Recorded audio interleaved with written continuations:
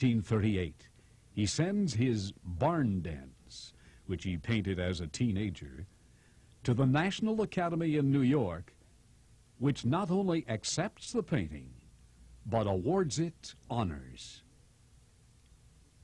In the late 30s, Clyde and Akron artist friend Harry Shaw open up a walk-up summer art school in Marietta. An old organ occupies some of the space in the room provided by the Chamber of Commerce.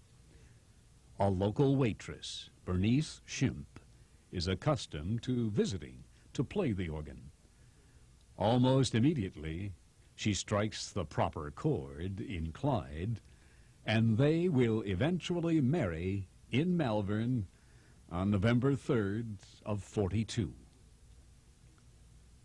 Joseph Butler hears of Clyde Singer's work and writes him in Malvern, offering the young painter a part-time job teaching painting at his institute in Youngstown. A year later, Singer accepts the position, noting that you just can't make a living in art. He arrives here in 1940, not only to teach, but to become assistant director of the museum, as well as art critic for the Youngstown Vindicator. His first critique of the Chicago Watercolor Show is printed verbatim by the Vindicator. Joseph Butler's only critique of the piece, double-space it. He is shortly called to service in the Army, which needed a lot of signs painted, according to Singer.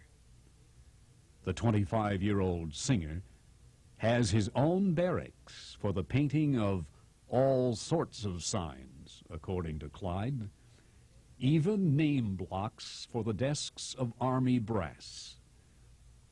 He returns to Youngstown and the Butler Institute following his service to assume expanded duties at the museum, taking up residence in a section of the Butler family home.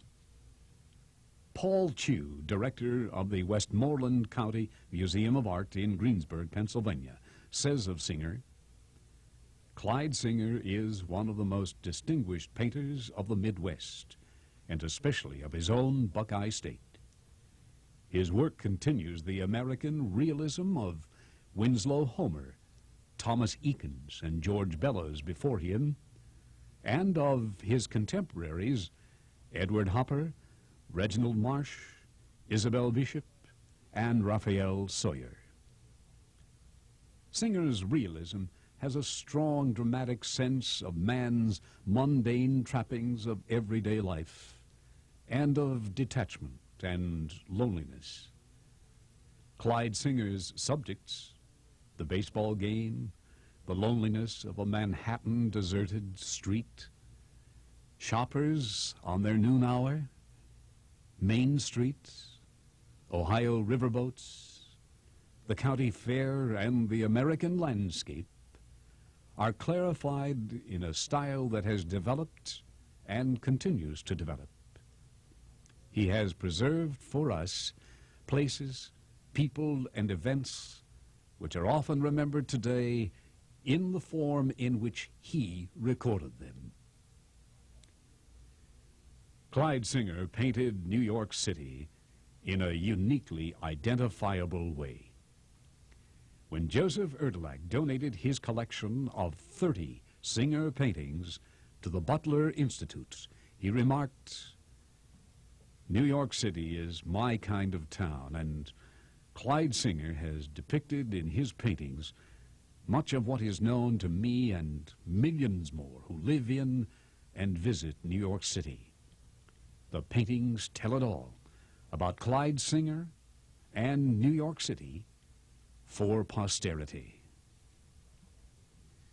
The Evening of Music Committee takes enormous pride in honoring Mr. Clyde Singer for a lifetime of achievement in art. He is a local, national, world treasure, and we consider ourselves privileged and fortunate to have him in our community. His works speak best and most eloquently on his behalf. We can only utter an all too insufficient thank you. We can only point with pride and just a little prejudice at his wondrous works of art as we remind those who discover his art for the first time or all over again that he is ours, and should we be so honored, we are his as we share the frozen moments in time that he captured, as did no one else. Clyde Singer, a lifetime of achievement, still very much in the process of becoming what is truly a legacy of the exceptional.